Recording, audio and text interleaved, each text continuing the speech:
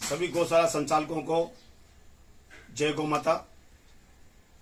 हमारे गौशाला संचालकों की एक बहुप्रतीक्षित मांग थी कि गोचर में संचालित गौशालाओं को राज्य सरकार जमीन आवंटित करे, और इसके विषय में मैंने कई बार कई सभाओं में भी कहा है कि राज्य सरकार इस पर बहुत ही तेजी से कार्य कर रही है। पिछले दिनों हमारा एक डेलीगेशन माननीय गोपालन मंत्री से मिला और पंचायती राज मंत्री औटाराम जी देवासी साहब से भी मिला, तो उन्होंने आश्वासन दिया था कि राज्य सरकार अतिशीघ्र गौशालाओं के हित गोचर भूमि आवंटित करने का प्रस्ताव लाने वाली है। और आज उस सुखद विचार और उस सुखद जो अनुभव है वो आज हमें हुआ है। राज्य सरकार ने आदेश जारी किया है,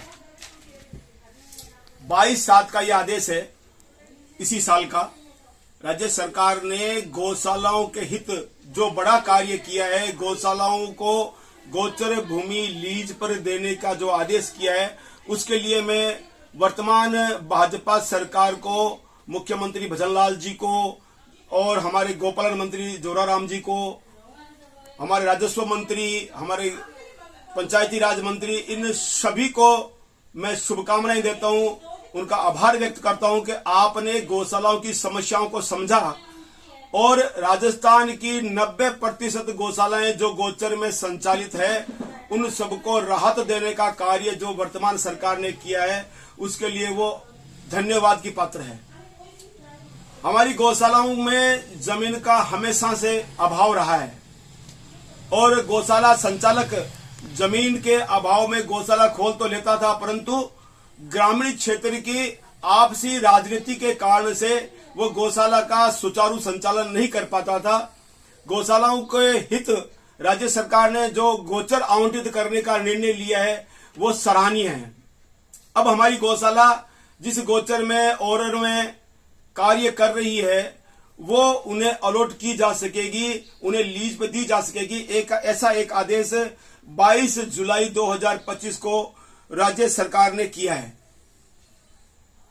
इस आदेश से हम सबकी गोचर से संबंधित समस्याओं का हल होगा, गौशालाओं की भूमि से संबंधित समस्याओं का हल होगा। और अब हमें आगे बढ़कर मैं उन सभी जिलों के संगठनों से निवेदन करूंगा, वहां के सक्रिय लोगों से निवेदन करूंगा कि आप सभी सक्रियता से राज्य सरकार के इस महती आदेश को क्रियान्वित करवाने के लिए अपने क्षेत्र की गोचर में संचालित गौशालाओं को भूमि आवंटन करवाने की प्रक्रिया का प्रारंभ करें। यह प्रक्रिया कैसे होगी और कौन सी गौशाला यह भूमि ले सकती है, उसके विषय में मैं आपको बताना चाहूंगा। गोचर आवंटन करवाने से पहले कुछ चीजों पर हमें ध्यान देना होगा। हमें यह ध्यान करना होगा कि जो गौशाला गोचर में संचालित है, उस गौशाला के वहां पर कितनी गोचर बची हुई है, या उस क्षेत्र में, उस ग्राम में टोटल कितनी गोचर थी, उस विषय का उस क्षेत्र के कार्यकर्ता, उस गौशाला का संचालक है, उसकी पहले जमाबंदी निकलवाए और यह पता करे कि मेरे क्षेत्र में जहां मेरी गौशाला है कुल कितने बीघा गोचर भूमि थी। उसके आधार पर आपको यह आवंटन किया जाएगा। उदाहरण के लिए समझें, सरकार का जो नियम है, अन्य पशुओं के लिए गोचर चारागाह के अंदर अन्य पशु चरे, उसके लिए आधा बीघा एक पशु का नियम है। और इस नियम को मानते हुए यदि आपके क्षेत्र में मान लीजिए 100 बीघा जमीन है और 2017 के पशु गणना के अनुसार वहां पर आपके पास में 500 पशु हैं, जिसमें भेड़, बकरी, ऊंट, भैंस, गाय सब मिलाकर, तो हो सकता है कि उस अनुपात में जमीन ना होने कारण से आपको उस क्षेत्र की जमीन ना मिले। तो हमें प्रथम यह ध्यान करना है कि उस क्षेत्र में पशुओं का घनत्व कितना है 2017 की गणना के अनुसार, नंबर 1। नंबर 2, एक ये भी बात है कि ये जिला कलेक्टर के, तहसीलदार, एडीएम के, एसडीएम के विवेक पर भी डिपेंड करता है कि वो पशुओं के लिए निर्धारित जमीनों को बात करते हुए भी आपको जमीन आवंटित कर दे। वो आपकी सेवा पर भी प्रभाव डाल सकता है कि आप कितनी कैसी सेवा कर रहे हैं। तो कलेक्टर को ये लगे कि अच्छी गौशाला है, अच्छी सेवा कर रही है, तो बिना ऐसे नियमों को माने हुए भी कलेक्टर आपको जमीन आवंटित कर सकता है। नियम यह है कि कोई भी गौशाला जो संचालित की जा रही है उसकी क्या क्या शर्तें रहेगी, किस प्रकार उसको जमीन आवंटित होगी, मैं उस पर बताना चाहूंगा। जो गौशाला पिछले 3 साल से किसी गोचर में संचालित है, किसी स्थान पर संचालित है, किराए की जमीन में संचालित है, वो गौशाला इस भूमि लीज के लिए, गोचर के लिए आवेदन कर सकती है। उस गौशाला के पास में 3 साल का गौपालन का अनुभव हो, 3 साल की उसकी ऑडिट रिपोर्ट हो, 3 साल पुराना गोवंश का रिकॉर्ड हो, और कम से कम जो गौशाला भूमि आवंटन के लिए आवेदन करे उसके पास में 100 से अधिक गोवंश वो पोषित करता हो। ऐसी गौशाला को ही ये भूमि आवंटित की जाएगी। और भूमि आवंटन का जो नियम है वो ये है, 100 गोवंश पर 1 एकड़ से लेकर 1 हेक्टेयर तक भूमि आवंटित की जा सकती है। वो भूमि की उपलब्धता पर निर्भर करता है कि वहां पर आपके क्षेत्र में गोचर कितनी है जो आपको आवंटित की जा सकती है, तो उस पर निर्भर करता है। परंतु मानक यह है कि 100 गोवंश पर 1 एकड़ भूमि आपको आवंटित की जाएगी। तो मान लीजिए आपके पास में 100 गोवंश है तो लगभग 2 से 3 बीघा जमीन आपको आवंटित की जाएगी। उसी अनुपात में यदि किसी के पास में 200 गोवंश है तो 6 बीघा भूमि आवंटित की जाएगी। और भूमि का जो आवंटन का वर्तमान जो नियम है, 10 बीघा तक भूमि जिला कलेक्टर के माध्यम से आवंटित हो सकती है। और उससे अधिक यदि कोई भूमि के जिसके पास में गोवंश अधिक है और वो आवेदन करता है तो अधिक भूमि के लिए कलेक्टर, जिला कलेक्टर वो फाइल राज्य सरकार को प्रेषित कर देता है। फिर राज्य सरकार का राजस्व विभाग उस भूमि का आवंटन लीज पर देता है। वर्तमान में जो नियम है वो किसी भी गोचर या सरकारी जमीन को लीज पर दी जाने का 20 वर्ष के लिए वो भूमि लीज पर दी जाती है, और अगले 20 वर्ष के बाद में उसका 10-10 वर्ष के लिए जो वर्तमान में नियम है आगे उस भूमि को वापस आवंटित किया जा सकता है। ऐसा वर्तमान में नियम है। तो मेरा निवेदन रहेगा, जो गौशाला गोचर में संचालित है वो तुरंत प्रभाव से इसके लिए आवेदन करें। अब गोचर भूमि के लिए कौन सी गौशाला आवेदन कर सकती है, तो उसकी पहली शर्त थी कि वो 3 साल से पुरानी हो, उसकी 3 वर्ष की ऑडिट हो, 100 से अधिक उसके पास में गोवंश हो, वो गौशाला आवंटित कर सकती है, भूमि के लिए आवेदन कर सकती है। पर इसमें एक सबसे बड़ी जो रुकावट थी हम सब के लिए वो ये थी कि किसी भी गौशाला जो भूमि के लिए आवेदन करती है उस गौशाला को भूमि के लिए 1960 का गौपालन का पंजीयन आवश्यक था, तभी उसको भूमि आवंटित की जा सकती है। तो इसका हम लोगों ने काफी विरोध किया इस विषय का, और सरकार को कहा कि 2 कानून है आपके। 1957 का जो भूमि गौशाला भूमि आवंटन कानून है वो 1960 का पंजीयन मांगता है, और 1960 का पंजीयन का जो कानून है वो भूमि मांगता है। तो ये विरोधाभासी आपके कानून है। पर इस विषय को वर्तमान हमारी सरकार ने समझा, हमारे गौपालन मंत्री जी ने समझा, तो उन्होंने एक आदेश जारी किया है। उस आदेश के अंतर्गत कोई भी गौशाला जो गोचर भूमि में सिवाय चक में या अन्य भूमि पर संचालित है, जिसके पास में वैध दस्तावेज नहीं है, वो गौशाला अपने किसी भी परिचित से खेत से 1-2 बीघा भूमि लीज पर 5 साल के लिए ले लेवे। और लीज कौन सी, किराए पर लेनी है भूमि आपको, तो वो किराए भी रजिस्टर्ड लीज होनी चाहिए। रजिस्टर्ड कहां पर होगा आपका, जहां पर हम लोग भूमि की रजिस्ट्री करवाते हैं उस रजिस्ट्रार के पास में आपको अपनी लीज डीड रजिस्टर करवानी पड़ेगी, और लीज कम से कम 5 वर्ष की हो। वो लीज डीड करवाने के बाद में लीज का जब आपके पास में डीड आ जाए तो उस डीड को लगाकर आप 1960 का फॉर्म भरें, और 1960 का जो आवेदन है वो जो गौशाला वर्तमान में अनुदान ले रही है या गौपालन विभाग से जुड़ी हुई है उनकी एसएसओ आईडी से, उसी एसएसओ आईडी के प्रकल्प में 3 बिंदु है, उसमें से एक बिंदु 1960 के पंजीयन का है, उसके द्वारा पंजीयन किया जा सकता है। गौशाला 1960 का पंजीयन कैसे होगा, इस विषय में मेरा दूसरा वीडियो है, कृपया उसे आप ध्यान से सुने और उसके अनुसार आप इस विषय को आगे बढ़ाएं और ये गौशाला का 1960 का पंजीयन करवाएं।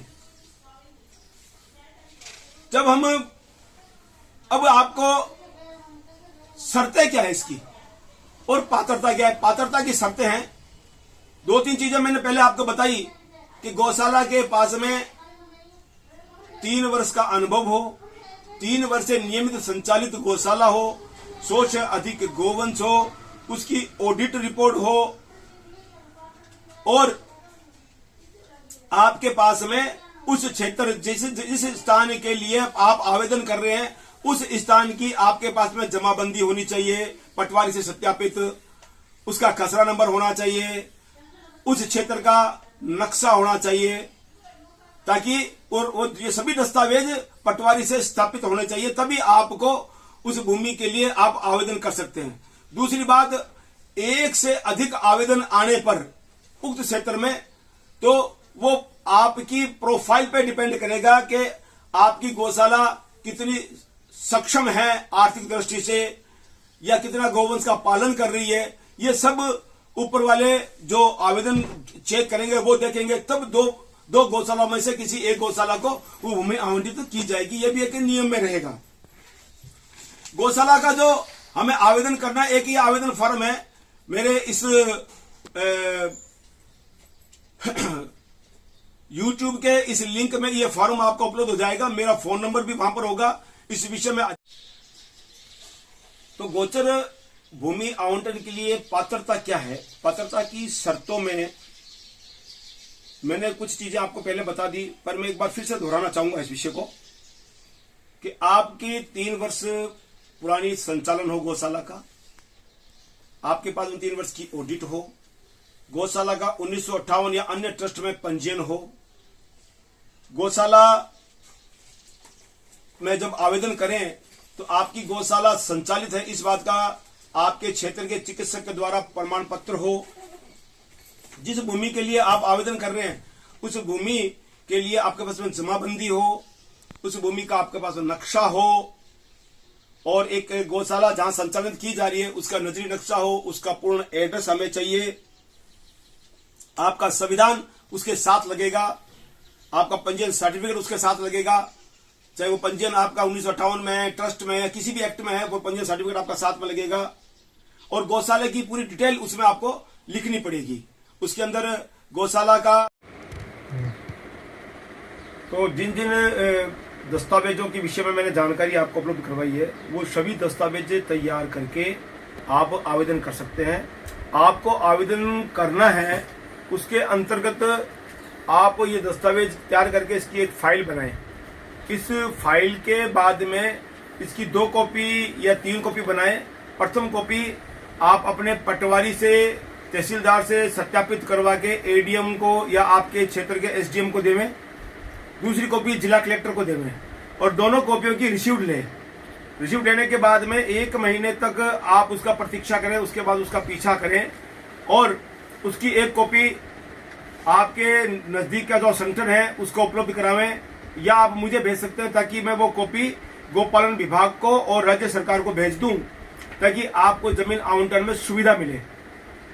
मेरा सबसे ये निवेदन रहेगा कि हम एक अभियान के तहत ये कार्य करें ताकि जितनी भी गौशालाएं गोचर में संचालित है उन सबको राज्य सरकार के द्वारा ये जो सुंदर आदेश हुआ है इस आदेश की पालना में या इस आदेश का लाभ गौशालाएं ले सके, उन्हें जमीन आवंटित हो सके, उन्हें जमीन लीज पर मिल सके, ताकि राज्य सरकार की जितनी भी गौशाला के निमित्त योजनाएं हैं उनका भी क्रियान्वयन हम इसमें कर सके। तो मेरा सभी क्षेत्र के संगठनों से निवेदन है कि आप अपने अपने क्षेत्र में सक्रिय होकर इस महती कार्य को अतिशीघ्र पूर्ण करें ताकि गौशालाओं को इसका लाभ मिल सके।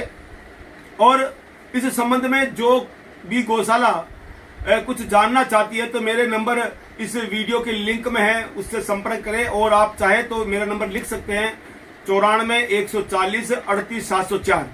मेरा निवेदन रहेगा आप सभी से कि मेरे इस वीडियो को अधिक से अधिक गौशालाओं तक भेजें ताकि राजस्थान की 90% गोचर में संचालित गौशालाओं को जमीन आवंटन का लाभ मिल सके। इसमें एक बात मैं मुख्य रूप से कहना चाहूंगा, जो गौशालाएं गोचर में संचालित है उन्हीं को ही उसका लाभ मिलेगा। जो जोड़ पायतान में संचालित है उसका लाभ उन गौशालाओं को नहीं मिलेगा। हाँ, यदि आपके पास में कोई गोचर है और आप गौशाला का संचालन जोड़ पायतान आदि भूमि में कर रहे हैं, वन विभाग की भूमि में कर रहे हैं, अन्य भूमि में कर रहे हैं, तो आपकी पास की गोचर के लिए आवेदन कर सकते हैं। बस शर्त है कि 1960 का पंजीयन आपका होना चाहिए। 1960 का पंजीयन किस प्रकार होगा उसकी मेरी अगली वीडियो है, वो आप जरूर देखें और उससे पता लग जाएगा कि 1960 का पंजीयन कितना सरल है और क्या क्या दस्तावेज चाहिए, वो कैसे पंजीयन हो पाएगा, डॉक्टर की भूमिका क्या रहेगी, आप उसका आवेदन कहाँ करेंगे, वो सभी डिटेल उस वीडियो में है। तो सभी गौशालाएं अतिशीघ्र इस कार्य को संपन्न करें ताकि आपके पास में भी गौ माता के हित जमीन आ सके। मैं पुनः राज्य सरकार का बहुत बहुत आभार व्यक्त करता हूं कि उन्होंने गोचर को आवंटित करने के आदेश निकलवाकर गौशालाओं को बहुत बड़ी राहत दी है। इसके लिए राज्य सरकार का बहुत बहुत धन्यवाद, आभार। जय गौ माता, जय गोपाल। कृपया इस वीडियो को प्रत्येक गौशाला को भेजें ताकि उसका लाभ ये गौशाला ले सके और चैनल को सब्सक्राइब भी करें ताकि आपको समय समय पर गौशालाओं से संबंधित वीडियो प्राप्त होते रहे। जय गौ माता।